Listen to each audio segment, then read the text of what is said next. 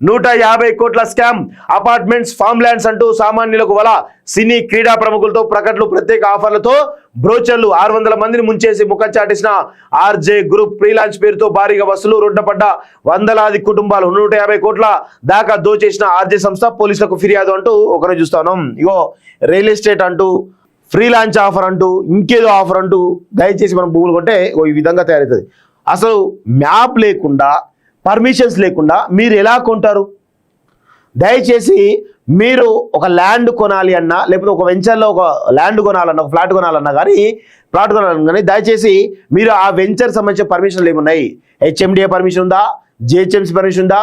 DTCP layout ఉందా? RERA permission ఉందా? Hydraa permission ఉందా? ఇవన్నీ కూడా చూసుకున్న తర్వాతనే, ఇంకా చాలా పర్మిషన్స్ ఉంటాయి, అవన్నీ చూసుకున్న తర్వాతనే ప్లాట్లు కొనాలని చెప్పేసి కూడా నేను కోరుతా ఉన్నాను. ఫ్రీలాన్స్ పేరుతో హైదరాబాద్లో మరో రియల్ ఎస్టేట్ మోసం బయటపడింది. ఆర్జే గ్రూప్ 600 మందిని నిండా ముంచేసి ముఖం చాటేసింది. ఇచ్చిన చెక్కులు బౌన్స్ అయి బాధితులు లబోదిబోమంటున్నారు. అటు భూమి రాక, ఇటు డబ్బులు అందక న్యాయం చేయాలంటూ పోలీసులు ఆశ్రయించారు. మాయ మాటలతో వల. హైదరాబాద్ శివార్లోని నారాయణ్ ఖేడ్, గట్కేసర్, పటాన్చెరు ఏరియాలో అపార్ట్మెంట్స్, ఫ్యామ్ ల్యాండ్స్ అంటూ ఆర్జే వెంచర్స్ ప్రకటించింది. సినీ క్రీడా ప్రముఖుల చేత యాడ్స్ క్రియేట్ చేసి మరీ సామాన్యులకు వలవేసింది. గత 4 ఏళ్లుగా ఈ దందా కొనసాగుతుంది. వివిధ ప్రాజెక్టులు దాదాపు 600 మంది చేత 150 కోట్ల రూపాయల దాకా వసూలు చేసింది ఆర్జే యాజమాన్యం. గ్రూప్ చైర్మన్ భాస్కర్, ఎండి సుధారాన్ని డబ్బులు కట్టించుకున్నారు. తర్వాత బోర్డు టపాని ఎత్తేసారు. బాధితుల వర్షన్ ఇదే. కష్టపడి సంపాదించిన డబ్బును తమ ప్రాజెక్టులో పెట్టుబడులు పెడితే అధిక లాభాలు వస్తాయని నమ్మించింది. ఇగో మీరు ఇలా నమ్మడం వల్లనే వాళ్ళు మోసం చేస్తా ఉన్నారు. 2020 నవంబర్లో ఆర్ హోమ్స్, జై వాసవి, బ్లిస్ హైట్స్, యమునంపేట ప్రాజెక్టును చదరపు గజం 2199కి ఫ్రీలాన్స్ ఆఫర్తో ప్రకటించారు.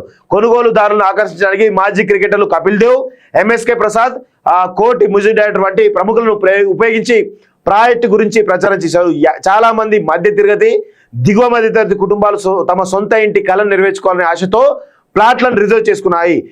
Are Homes chairman Bhaskar Gupta, అతని భార్య డైరెక్టర్ సుధారాణి కొనుగోలుదారులకు 2-3 నెలల్లో అవసరమైన అన్ని అనుమతులు పొందుతారని, ప్రాజెక్టు 2023 నాటికి పూర్తి చేస్తామని హామీ ఇచ్చారు. అనుమతులు లభించాయని, పనులు పూర్తి స్థాయిలో ప్రారంభమవుతాయని పేర్కొంటూ బాధితుల నుంచి డబ్బులు వసూలు చేశారు. కానీ అనుకున్న సమయానికి ప్రాజెక్టు పూర్తి కాలేదు. ధరణి, హెచ్ఎండిఏ, ఎన్నికలు ఇలా సాకులు చెబుతూ వచ్చారు. ఈ వివాదం కొనసాగుతుండగానే సిద్దిపేట, కర్దనూరు సహా పలు ప్రాంతాల్లో ఇదే విధంగా వ్యవసాయ భూములు అంటూ ఫామ్ ల్యాండ్ పేరుతో డబ్బులు వసూలు చేసింది ఆర్జే గ్రూప్. దీనిపై నిలదీసేందుకు కూకట్పల్లి కార్యాలయంలో చైర్మన్ కలిసేందుకు పలుమార్లు ప్రయత్నించా ఆయన అందుబాటులోకి రాలేదని బాధితులు చెబుతున్నారు. ఈ నేపథ్యంలో వారిపైన కేసు నమోదైంది. దయచేసి ఫ్రీలాన్స్ ఆఫరు, ఆ పర్మిషన్లు వస్తే త్వరలో వస్తాయి అనుకుంటూ మీరు ఫామ్ ల్యాండ్స్ అంటూ కొంటే ఖచ్చితంగా మోసపోతారు. అవి మోసపూరితమైనటువంటి రియల్ ఎస్టేట్ దందా, అదొక మాఫియా అనేది విషయం గుర్తుపెట్టుకోవాలి.